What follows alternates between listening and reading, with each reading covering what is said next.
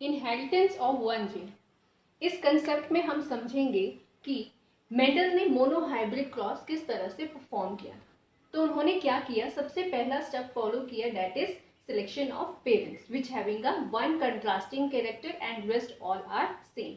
Like in this he has taken character that is capital T, it means this gene, this pair of gene is responsible for height, tall height character. उसी के against जो contrast में लिया गया था character, that was short height. बच्चे अक्सर confuse हो जाते हैं कि यहाँ पर अगर हम टॉल हाइट ले रहे हैं तो इस केस में यहाँ पे तो हमने कैपिटल टी लिख दिया, बट ड्वार्फ या शॉर्ट हाइट के लिए हमने एस या फिर डब्ल्यू या सॉरी डी क्यों नहीं लिखा। रीजन ये है कि यहाँ पर जब भी हम सिंबल यूज करते हैं, लाइक यहाँ पर हम डिनोट कर रहे हैं कैरेक्टर्स को, फैक्टर्स को स्पेशली, तो उस केस में अगर हम एक जैसे अल्फाबेट लेंगे या एक जैसे लेटर लेंगे तो ये हमारे लिए ज़्यादा इजी रहेगा, कन्वीनियंट रहेगा समझने के लिए, और जब कैलकुलेशंस की जाती है रेशियोज की तो उस टाइम पे कंफ्यूजन नहीं होगी।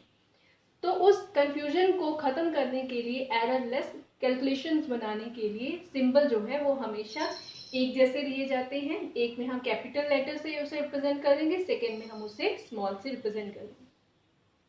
तो फर्स्ट स्टेप आ गया सिलेक्शन ऑफ पेरेंट्स। यहाँ पर हमने हाइट कैरेक्टर लिया है।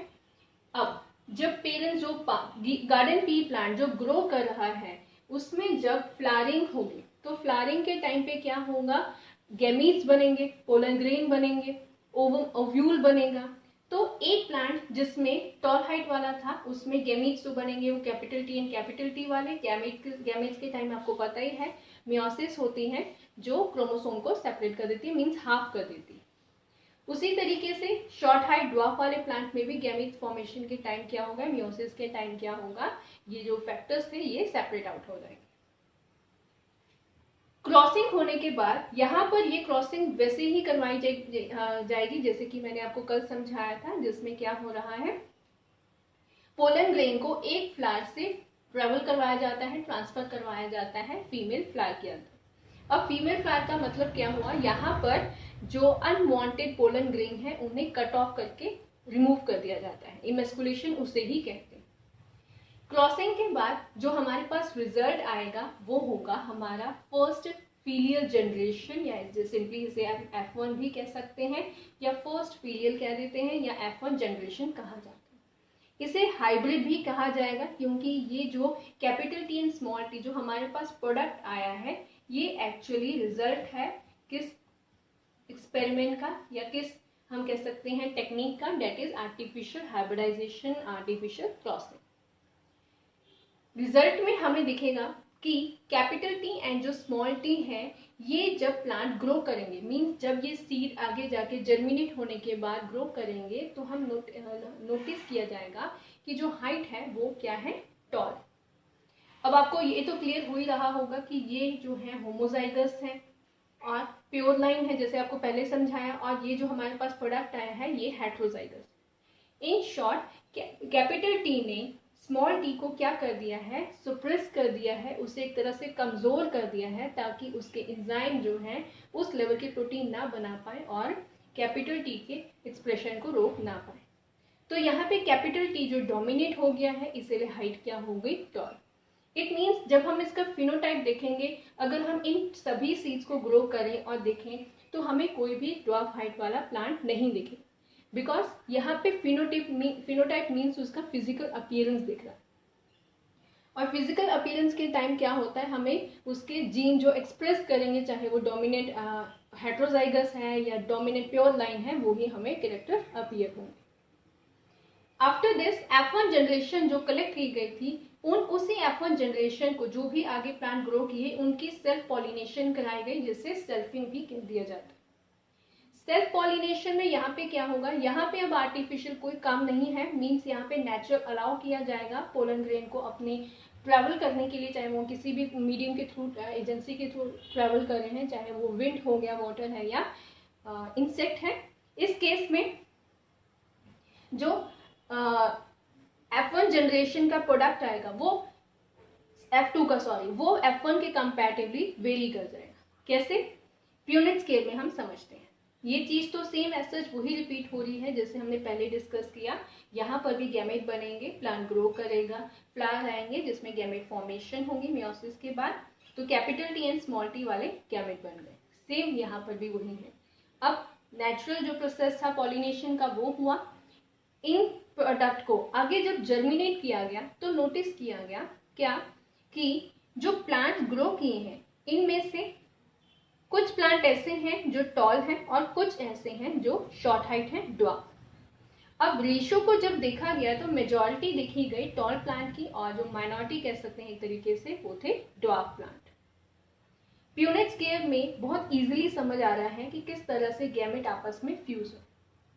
प्यूनेट एक फेमस साइंटिस्ट थे जिन्होंने एक मेथड बताया, एक एक्सप्रेशन बताया जिससे हम गैमेट्स की जो फ्यूजन हो रही है उन्हें उनकी रेशियोज को कैलकुलेट कर सकते हैं और इसमें एरर के चांसेस ऑलमोस्ट निल थे।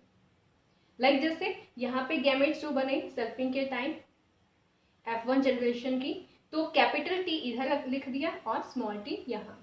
सेम उसी तरह से सेकेंड जो पेरेंट था उसके कैरेक्टर हमने यहाँ लिख दिया। अब आपको दिख ही रहा है कैपिटल टी अगर कैपिटल टी के साथ यूज करेगा तो आगे जाके वो डोमिनेंट दोनों हैं तो अपना एक्सप्रेशन दिखाएंगे, वो होगा प्लांट टॉल। कैपिटल टी अगर स्मॉल टी के साथ क्रॉस कर रहा है तो इस केस में क्या होगा, फिर भी हाइट क्या होगी, टॉल होगी। As I told you earlier, यहाँ पे भी लॉ ऑफ डोमिनेंस वाला कंसेप्ट आएगा, फॉलो हो जाएगा जो आगे हम डिस्कस करेंगे। सेम चीज यहाँ पे भी वही रिपीट हो रही है। एट लास्ट में स्मॉल टी जब स्मॉल टी के साथ गैमेट जो ये फ्यूज करेंगे तो दोनों होमोजाइगस कंडीशन एक तो बन गई और दोनों ही रिसेसिव थे। तो इस केस में जो हाइट बनने वाली है वो बनेगी शॉर्ट हाइट मींस ड्वार्फ। एक चीज इंपॉर्टेंट आपने याद रखनी है, कैपिटल लेटर या डोमिनेंट कैरेक्टर हमेशा आगे लिखा जाता है और स्मॉल जो है वो हमेशा पीछे लिखते हैं। इस तरीके के रिप्रेजेंटेशन का बेनिफिट ये होता है कि कैलकुलेशन के टाइम जो कंफ्यूजन या एरर क्रिएट हो सकते हैं वो नहीं होते। और एक चीज आपको मैंने पहले ही समझाई, हम एक ही लेटर या अल्फाबेट को क्यों यूज कर रहे हैं, कैपिटल एंड स्मॉल क्यों यूज कर रहे हैं, ताकि वही आंसर रिपीट हो रहा है ताकि कैलकुलेशन के टाइम हमें कंफ्यूजन ना हो। प्यूनेट स्केल में जब हमने F2 जनरेशन देखी तो उसके फिनोटिपिक एंड जीनोटिपिक रेशो हम कैलकुलेट कर सकते हैं। फिनोटिपिक रेशो में अगर देखा जाए तो capital T and small T, capital T and small T, ये तीनों ही प्लांट अगर काउंट किए जाएं तो टॉल होंगे और इनका जो हाइट हमें टॉल अपीयर होगी। एक प्लांट ऐसा होगा जो शॉर्ट हाइट का है तो नंबर हम इजीली बता सकते हैं क्या रेशियो आने वाली है, दैट इज 3:1। अगर मैं बताऊं आपको कि लाइक प्यूनेट स्केल में मैंने 4 प्लांट देखे, 4 प्लांट को ग्रो किया है तो उनमें से मुझे ये वाली रेशियोज दिख जाए। जीनोटिपिक रेशियो में क्या होता है, genotypic ratio as the name suggest, यहाँ पे हम जीन्स या उनके जो कैरेक्टर्स थे, फैक्टर्स थे, उन्हें स्टडी करेंगे। तो उस केस में हम यहाँ पे देखेंगे कैपिटल टी अगर आ रहा है तो वो कितने हैं। लाइक यहाँ पे अगर चारों में से देखें तो we have only 1। Capital T small T and capital T small T का कॉम्बिनेशन कितना है, 1 and 2, इट मीन्स 2 आ गया। Small T and small T का जो कॉम्बिनेशन है वो सिर्फ एक ही केस में है, बाकी कहीं नहीं है, तो ये भी 1 है।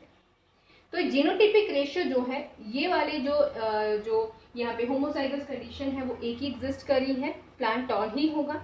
ये वाली कंडीशन जो है जीनोटिपिक रेशियो में 2 ही बार एग्जिस्ट कर रही हैं तो ये होंगे, ये भी टॉल आ जाएंगे अगर फिनोटाइप देखा जाए।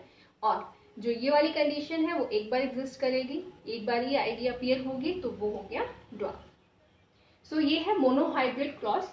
इसमें आप और भी कैरेक्टर्स कंट्रास्ट में ले सकते हैं। लाइक एक तो हमने टॉल हाइट का ले लिया, सेकंड हम ले सकते हैं यहाँ पे फ्लावर का कलर लिया जा सकता है, सीड का शेप लिया जा सकता है, कलर लिया जा सकता है। इम्पॉर्टेंट चीज ये है यहाँ पे कि हमने एक कंट्रास्ट में कैरेक्टर लेना है और रेस्ट जो होंगे सारे के सारे सेम आ जाएंगे। तो मेंडल ने जब ये एक्सपेरिमेंट परफॉर्म किया था तो एक चीज तो इसी से रिवील हो गई थी कि किस तरह से कैरेक्टर्स जो हैं, कैरेक्टर या हम फैक्टर्स कह सकते हैं बेसिकली, मेंडल जब ये एक्सपेरिमेंट परफॉर्म कर रहे थे तो उन्होंने इन जीन्स को फैक्टर्स कहा था। जो आज के टर्म में हम जिन्हें जीन्स कह देते हैं, उस टाइम पे मेंडल जो थे इस जीन्स को फैक्टर्स कहते थे। तो जो फैक्टर्स हैं वो इनहेरिट हो रहे थे पेरेंट्स से उनकी फर्स्ट जनरेशन में, उसके बाद हमने देखा कि आगे ट्रेवल किए सेकेंड जनरेशन। यहाँ पे सारे के सारे F1 जनरेशन में टॉल हाइट वाले आए और उसके बाद जो ये रिसेसिव कैरेक्टर था ये दोबारा रिपीट हुआ और रिपीट क्यों हुआ? क्योंकि ये अपनी दोबारा होमोजाइगस कंडीशन को एस्टेब्लिश कर पाए. So that's all for this. That's all.